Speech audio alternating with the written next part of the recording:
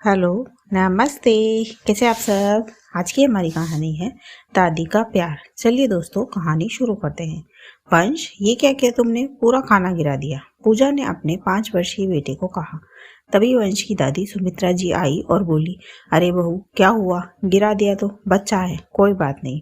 पूजा कुछ बोलती, पर जानती थी कोई फायदा नहीं होगा, इसीलिए वो चुप ही रही। पूजा की फैमिली में उसके पति प्रमोद और उसके बेटे वंश के अलावा उसकी सास सुमित्रा जी भी है। उसके ससुर जी का देहांत हो चुका है। पूजा की एक नंद है सविता, जो कि शादीशुदा है। फिर शाम को वंश रोने लगा, मम्मा मुझे ट्यूशन नहीं जाना, कल चला जाऊंगा, प्लीज मम्मा। फिर पूजा ने कहा, नहीं वंश, ट्यूशन जाओ, तुम रोज ऐसे ही करते हो। कि तभी सुमित्रा जी आई और कहने लगी, अरे बहू, रहने देना, एक दिन में क्या फर्क पड़ता है। पूजा कुछ कहती उससे पहले ही वंश अपनी दादी के पीछे जाके छुप गया। फिर पूजा सावित्री जी से बोली, मम्मी जी, अगर आप ऐसे ही इसका सपोर्ट करते रहोगे तो ये कभी किसी की बात नहीं समझेगा। फिर सावित्री जी बोली, अरे बहू, बच्चे मेरे भी है, हमने भी बच्चे पाले हैं। फिर पूजा चुप हो गई, क्योंकि वो जानती थी कि सावित्री जी को समझाने का कोई फायदा नहीं है। सावित्री जी हमेशा ऐसा ही करती थी। जब भी पूजा वंश को डांटती, वो उसका पक्ष लेने लगती, जिससे वंश को कुछ भी समझाना पूजा के लिए मुश्किल हो जाता।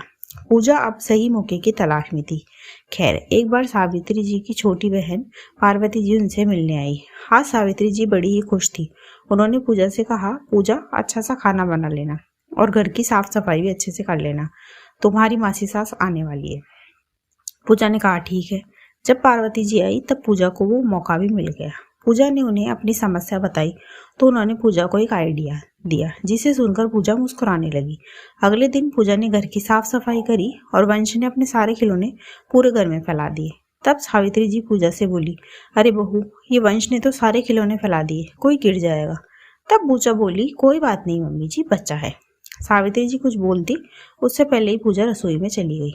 अगले दिन सुबह सावित्री जी और पार्वती जी नाश्ता कर रहे थे। तब वंश ने सारा खाना सावित्री जी के ऊपर गिरा दिया। तब सावित्री जी ने उसे डांटा। फिर पूजा ने वही कहा, कोई बात नहीं मम्मी जी, बच्चा है।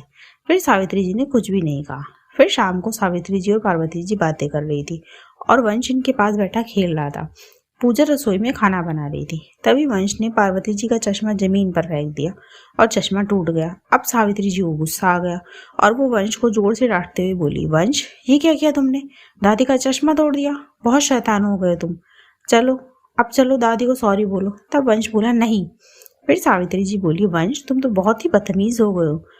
उनकी आवाज सुनकर पूजा रसोई से बाहर आई और बोली, क्या हुआ मम्मी जी? तब सावित्री जी बोली, अरे देखो ना वो, एक तो इसने चश्मा तोड़ दिया और इसे मैं सॉरी बोलने को बोल रही हूँ तो भी मना कर रहा है। फिर पूजा बोली, कोई बात नहीं मम्मी जी, बच्चा है। फिर सावित्री जी को गुस्सा आ गया। फिर वो बोली, अरे बहू, क्या हो गया है तुम्हें? कल से एक ही बात बोले जा रही हो, कोई बात नहीं, बच्चा है। अगर तुम इसे नहीं समझाओगी तो कौन समझाएगा? फिर पूजा बोली, अच्छा मम्मी जी, जब मैं इसे डांटती हूँ तब आप भी तो यही कहती है कि बच्चा है, हमने भी बच्चे पाले। मम्मी जी, आपको ऐसा लगता है जैसे अब बस आप ही इससे प्यार करते हो।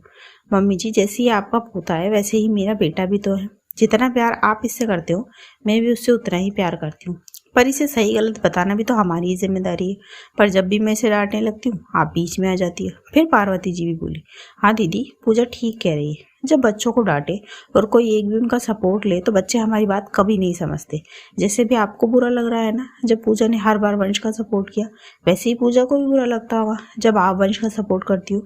फिर सावित्री जी बोली, मुझे माफ कर दो बहू, मैं समझ गई तुम मुझे क्या कहना चाहती हो। दोस्तों, बच्चे से प्यार करने का मतलब ये नहीं है कि उसकी गलती पर उसे बिल्कुल डांटा ना जाए। मेरे इसी मैसेज के साथ कहानी खत्म होती है। कहानी आपको कैसी लगी मुझे कमेंट बॉक्स में ज़रूर बताएं। ऐसी और कहानियाँ सुनने के लिए मेरे चैनल KNY के हिंदी कहानियाँ को सब्सक्राइब ज़रूर करें। थैंक यू सो मच दोस्तों, thanks for watching. Do like, share and subscribe my channel. Thank you so much दोस्तों, थैंक्स फॉर वॉचिंग।